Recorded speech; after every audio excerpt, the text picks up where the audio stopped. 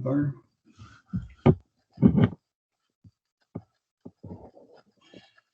Okay. All right, good morning. The time here is 6 a.m. in Atlanta. So good morning to everyone here stateside. For those of you 11 hours away in Hanoi, good evening. And thank you for making your commitment to this conference, as I'm sure it makes a late return to your family.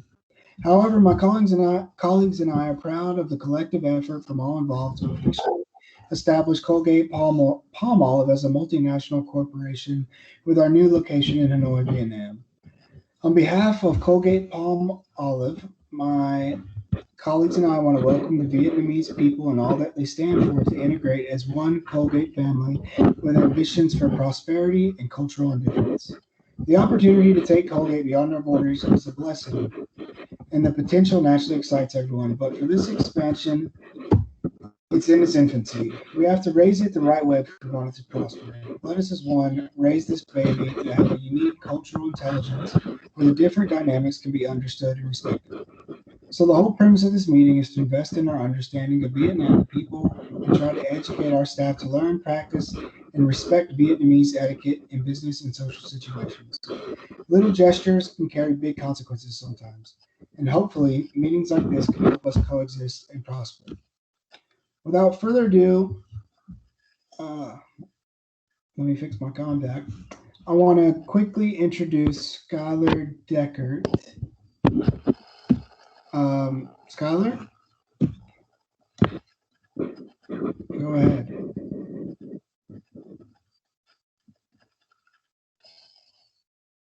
Skylar? You mute yourself. Thank you, Kyle, for the introduction. I will be reviewing the 4 important aspects of Vietnamese and American culture, which would be collectivism, slow pacing, human orientation, not an assertiveness, and hierarchy. So when you go into the concept of business etiquette between cultures, trust is key within the Vietnamese culture. And that means that you want to make sure that you're confident in your work and that you're confident within each other. So that will lead me into collectivism. And collectivism is when the needs as a whole, the needs as a group is above individual needs. And that's very important to Vietnam culture. And so this leads me into what to do when you are actually with them. You want to bow to show acknowledgement instead of a handshake. But if they do go for a handshake, you want to make sure you're using 2 hands to shake by resting the left hand on top of the right hand with the other person's. And then bowing while shaking hands also indicates respect. This also goes for when you're passing or receiving an item. You want to always use 2 hands. And then you want to make sure you're punctual. If you are late, you want to show respect by apologizing. And business attire is modern, usually a darker clothing, nothing too fancy, just a suit. So this leads me into non-assertiveness, which is when you want to make sure that you're not being too confrontational. You always want to come off as calm and positive. So you also want to avoid heavy compliments. Using this language to praise something will come off as insincere, and they don't appreciate that.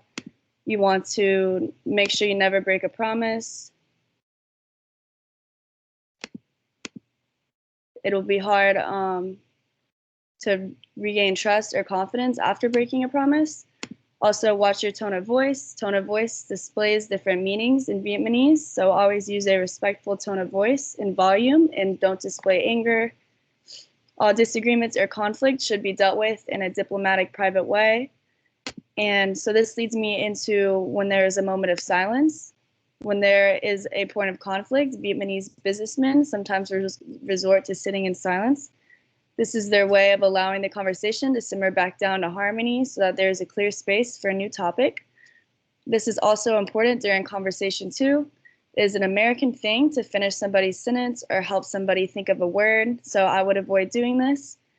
Many people of Vietnam use silence as a way to build up what they are saying or to build up the meaning of the conversation. Lastly, the meeting room itself. Hierarchy is vital. People enter the meeting in order of importance, so the highest person of rank arrives first. The same goes for introductions, so make sure to keep this in mind when everybody is going around the room introducing yourself. And with that, you want to make sure that you greet every single person in the room, no matter how large the group is. So rank is very important, and older people should be greeted especially respectfully. You may hold both of their hands while greeting. However, do not if they don't extend their hand, a bow will be just fine. It is expected that the gaze of a younger person be lowered from the elder's eyes during the greeting. This shows respect. And the pacing is also slower. It's not as fast-paced as American workplace. It is more slowed down and more intimate. And that is, oh, so then here's a display of just the importance of family, relationship, generosity, kindness, and friendship. And that is my final point of humane orientation. Skylar, thank you so much for all of that useful information. That was a lot to digest.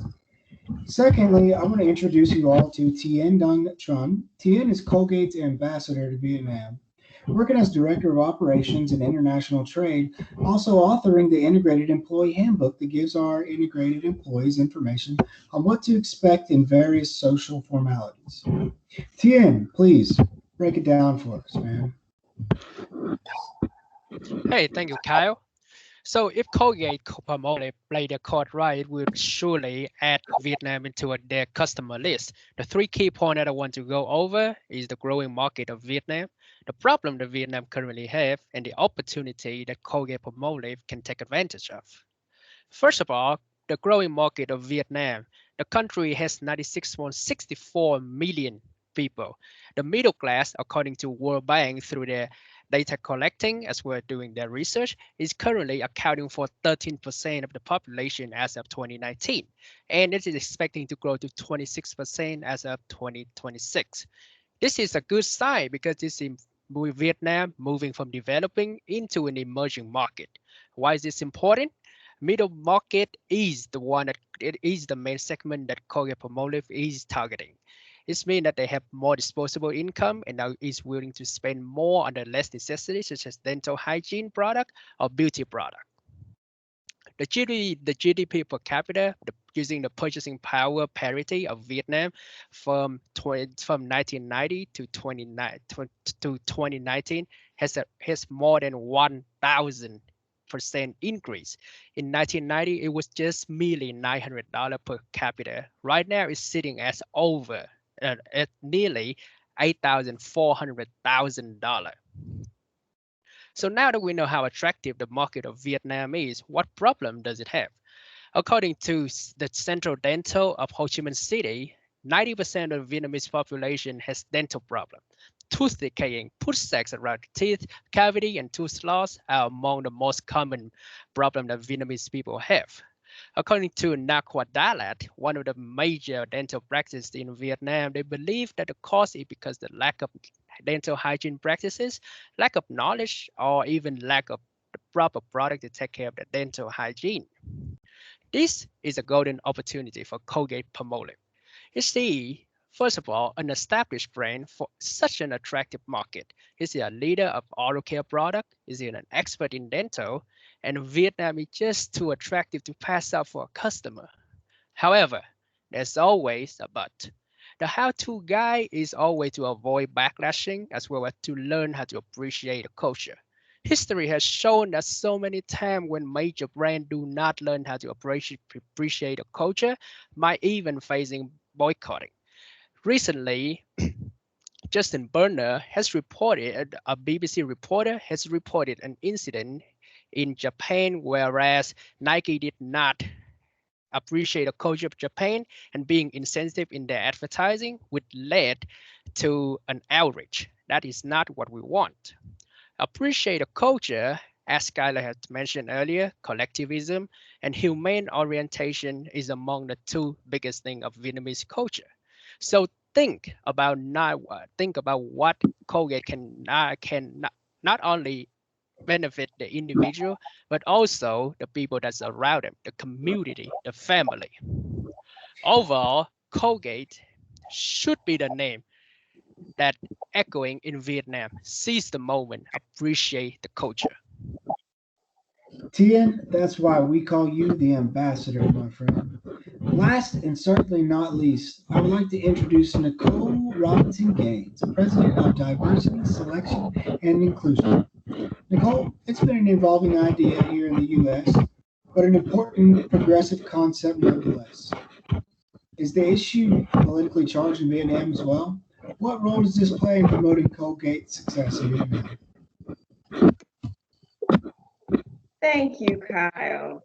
As we've already discussed, learning about people from other cultures will increase cultural awareness and help us become more respectful towards people with different backgrounds and perspectives. Without a doubt, the best way to learn about a new culture is by getting to know the people who live there. Just by talking with the native, your perspective on a place can completely be changed.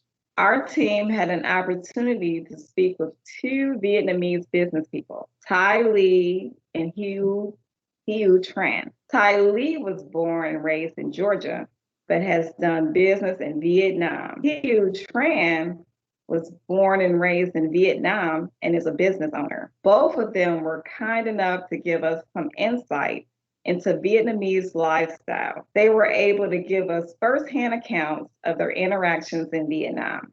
For example, Ty Lee shared a story of how she met a male colleague who was lower ranked than she was. She noticed that the man was hesitant to shake her hand until Ty reached out her hand first. Hugh Lee explained that this is because the cultural norm in Vietnam is that a person should not engage in a handshake with their superior unless their superior initiates it. Both of them also shared that coworkers like to socialize with each other outside of work. They enjoy open and honest conversation about a variety of things, but sports are not usually the topic of conversation unless it's about soccer. That's because soccer is the only sport they really care about in Vietnam. These are the types of facts that you can learn by speaking directly with natives or people who have done business in the country. There are also other indirect ways to learn about Vietnamese culture. Books are an excellent way to learn more about a culture. There are two books in particular that I'd like to recommend that you read. The first one is Vietnamese Business Culture, Formal and Informal Institutional Barriers for Foreign Firms by Nico Greger. This book provides a lot of helpful information and tips for doing business in Vietnam. The second one is called The Sympathizer by Viet Thanh Nguyen. It is a fictional novel, but the setting is back and forth between the United States and Vietnam. You can also learn a lot about a particular culture by exploring their. I recommend that you try some Vietnamese recipes. There is a top-rated Vietnamese cookbook on Amazon called Vietnamese Food Any Day by Andrea Nguyen, if you want to give it a try. And for those of you who don't like to cook, you can still try some Vietnamese food by visiting a Vietnamese restaurant. One of the most popular Vietnamese restaurants in Georgia is the 575 Bistro, which is located in Kennesaw. Movies can also be helpful because you can see examples of different dialects, forms of address, customs, and other cultural elements. But just be aware that many movies are sensationalized and can contain biases and stereotypes. Overall, I just want to convey that learning about a culture requires more than just textbook knowledge. You have to immerse yourself, get out and speak to people, read some books, watch some movies, and try some food. Anything that is going to help you gain a better understanding of the culture. Now, I hope you all feel inspired to do just that. Thank you. Nicole, thank you so much. Let me tell you right away, food is definitely my love language. Movies are second. Anyway, I want to quickly conclude with a sincere thank you to Tien, Nicole again, and Skylar for making the time to be here and helping to lay the foundation for a successful integration on the other side of the globe. As for our counterparts in Hanoi, thank you for attending and buying into the mission to successfully integrate Colgate into Vietnamese society as graciously as possible. Let us remember to nurture this opportunity by understanding and respecting our differences to create a culture unique to Colgate that facilitates success for our future endeavors.